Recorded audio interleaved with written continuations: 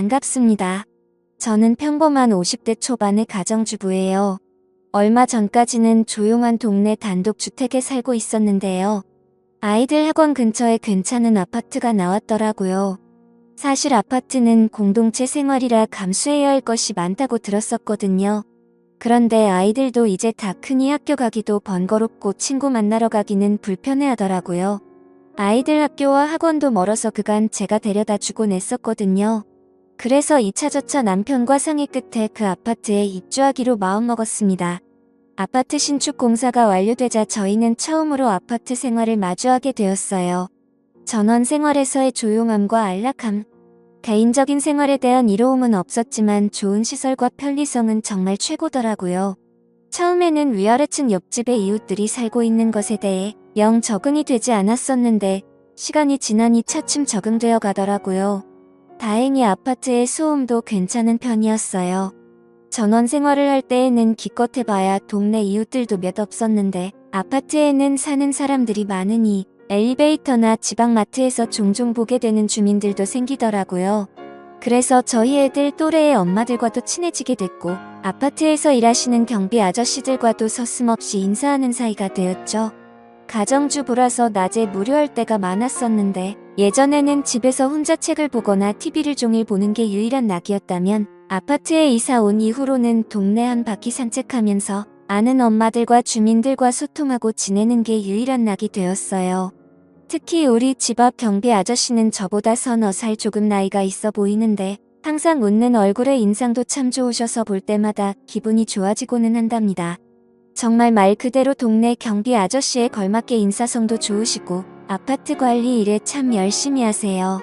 어느 날은 더운 여름날이었는데 땀을 뻘뻘 흘리시면서 수리 작업을 하시는 거예요. 저는 마침 지방마트에 가는 길이었어서 음료수를 사가지고 와서 아저씨께 드렸어요. 많이 더우시죠? 이거 드시고 기운 내셔요. 아이고 뭘 이런 걸 감사합니다. 805 사시죠? 네 맞아요. 아이들이 거의 다 컸다 보니 낮에는 저 혼자만의 시간이 많네요. 그러시겠어요? 심심하시면 산책도 하시고 경비실에 오셔서 얘기 나눠보아요. 그럴까요? 제가 내일은 수박 썰어 가지고 와야겠어요. 경비 아저씨는 수박까지 가져오시냐며 괜찮다고 했지만 아저씨와 소소한 대화 나누는 것도 재미있었고 더운 날 고생하는 분께 잠시나마 휴식을 드리고 싶더라고요. 그래서 다음날 말한 대로 수박을 잘라가지고 와서 경비실로 향했습니다. 가고 있는데 지상 주차장에서 시끄러운 소리가 나더라고요. 가보니 경비 아저씨와 한 주민이 얘기 중이더라고요. 그런데 주민의 언성이 높아지면서 아저씨에게 삿대질을 하며 오라고 하고 있는 게 아니겠어요? 걱정이 돼서 얼른 가고 왔습니다. 가보니 주차 문제로 화난 중년의 남성 주민에게 경비 아저씨가 나서서 말린 이 괜히 불똥이 아저씨에게 튄 듯 보였습니다. 그때 난감해하고 있는 아저씨에게 주민이 욕을 하며 어깨를 밀치는 거였습니다. 저기요. 이분은 아파트를 위해 일하는 분이시고 그에 따라 설명해 주신 것뿐인데 이분이 무슨 죄가 있으신가요? 경비 아저씨라고 막대하시면 안 되지요. 사과하세요. 당신이 뭔데 이래라 저래라. 부인이라도 돼요. 저도 아파트 주민이고 운전하는 사람이에요. 화가 나도 이건 아닌 것 같네요. 사과하시죠. 잠시 후 그 주민은 머쓱한 표정을 지으며 경비 아저씨께 사과를 하더군요. 흥분을 가라앉힌 주민은 본인이 예민했다면서 죄송하다 말하고 자리를 뜨더군요. 저는 수박을 들고 아저씨와 함께 경비실로 갔습니다. 아이고, 직원 한 명이 외근 나간 바람에 혼자 있어서 일이 더 커졌었네요. 별일 아니에요. 이 일 하다 보면 이런 일 수두룩 한답니다. 아무튼 고맙습니다. 갑질도 아니고 저런 식은 지나칠 수 없었네요. 기죽지 마시고 힘내세요. 아저씨. 평소 늘 웃는 표정의 아저씨였었는데 그날은 회의감이 되셨는지 속상한 기색이 엿보였습니다. 아저씨와 수박을 먹고 있는데 그때 아저씨에게 전화 한 통이 걸려왔어요. 딸이더군요. 딸이 대학생인데 공부를 열심히 잘한다고 하더라고요. 이번에 장학금도 다 왔다고 하더군요.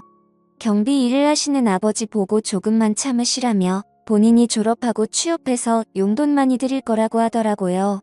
알고 보니 아저씨는 오래전부터 아내와 사별했고 딸 하나를 홀로 키웠다고 해요. 남자 혼자서 딸을 키웠으니 얼마나 고생이 많았을까요? 생각해보니 딱 하더라고요. 그리고 열심히 살아온 경비 아저씨가 대견해 보이고 응원해주고 싶었어요. 그래서 좋은 말 많이 해줬습니다. 그날 이후로 저희들은 친구처럼 더욱 가까워진 것 같았어요. 낮에 시간 나면 음식을 들고 그곳에 찾아가곤 했습니다. 동시간대에 같이 일하시는 분이 계실 때 더욱 화기애애해졌는데 그분이 좀 화통하고 지구진 면도 있으시더라고요. 어느 날은 저희 둘이 연인 같다며 막mun감을 하시는 거예요. 그런데 아저씨는 어쩌고 하면서도 기분이 싫지 않은 듯 보였어요. 저도 왜 그런지 모르겠는데 싫지 않더라고요. 그렇게 하루하루 지날수록 아저씨와 자주 만나다 보니 집에 있는 바깥 양반보다 하루를 함께하는 시간이 더욱 긴 것처럼 느껴지더군요. 하긴 우리 남편은 아침과 저녁 늦게 밥 먹을 때만 보잖아요. 요새 아저씨와 나누는 대화가 재밌고 그 시간이 너무 좋은 나머지 남편은 뒷전이 되더군요. 한 번은 남편이 조금 일찍 퇴근한다고 했었는데 아저씨와 대화하느라 시간 가는 줄 몰랐어서 깜빡 잊은 게 아니겠어요? 그래서 후다닥 집에 가서 대충 있는 반찬으로 저녁을 주기도 했네요. 남편에게 한 소리 들었습니다. 근데 남편이 바람났냐며 요새 제가 들떠 있어 보인다는 거예요. 저는 그런 거 아니고 앞으로 밥 잘 챙겨줄 테니 조용히 하라고 했습니다. 저는 그때까지만 해도 그냥 단순히 좋은 친구 한 명 생긴 거라 생각했거든요. 그런데 사람이 마음을 한번 먹으면 확연히 달라지기도 하는가 봅니다. 문제 그날이었어요. 제 마음속에 진심을 확인하게 된 날이요. 남편이 출근을 하고 11시쯤이었을 거예요. 어느 때처럼 아침 뉴스를 보며 청소기를 돌리고 있었어요. 그 전날 청소를 안 해서 그런지 먼지가 유독 쌓였길래 베란다 문뿐만 아니라 현관문까지 살짝 열었었죠. 그런데 그게 화근이었네요. 이상하게 인기척이 들려서 현관 쪽을 바라보았는데 정말 기겁을 했네요. 전단지를 돌리고 있던 어떤 한 남자가 슬금슬금 현관 안으로 들어온 거예요. 그런데 단순히 호기심이었는지 다행히 제가 소리를 지르니 바로 뛰쳐나가더라고요. 새 아파트이고 공동현관 비밀번호도 있는 집인데 누군가 들어올 거라는 건 상상도 못한 일이었어요. 저는 너무 놀라 주저앉았고 잠시 후 경비 아저씨에게 호출을 했어요. 아저씨는 괜찮냐고 하면서 저희 집으로 달려오셨어요. 아저씨는 아무 일 없어서 정말 다행이라면서 그 남자 얼굴을 확인했으니 다음에 출입 못하도록 주시하겠다고 하더라고요. 아저씨의 말을 듣고 안심이 되면서 눈물이 쏟아졌어요. 그러자 경비 아저씨는 저를 위로해주다가 갑자기 저를 좋아한다며 제게 고백을 하더라고요. 사실 저도 그 아저씨가 마음에 있었고 그 상황에 저를 위로해주는 모습에 더 마음이 가고 말았죠. 그래서 저도 대답을 했습니다. 아저씨, 저도 제 마음을 잘 몰랐었는데 저도 아저씨를 좋아하는 것 같아요. 그렇게 저희는 서로의 마음을 확인한 후 다음을 기약했습니다. 아저씨는 혼자 있지만 전 가정이 있는 여자로서 질책을 받는 건 맞다고 생각돼요. 그렇지만 이제서야 제 운명을 만난 것 같은 느낌은 저만의 착각인 걸까요? 조건이나 모든 걸 따지지 않고도 그 사람 자체가 너무 좋은 게 저는 인연이라고 생각되는데 혹시 가정이 있는 분 중에 이런 느낌 받으신 적 있을까요? 지금도 제 머릿속에 박한 남편은 한 개도 생각이 나질 않아요. 온통 아저씨만 떠오르고 제가 정신 나간 건지 그냥 연애하는 기분을 느껴서 그런 건지 정말 여러 의견 듣고 싶네요. 지금까지 제 사연을 들어주셔서 감사드립니다. 구독과 좋아요 부탁드려요. 감사합니다.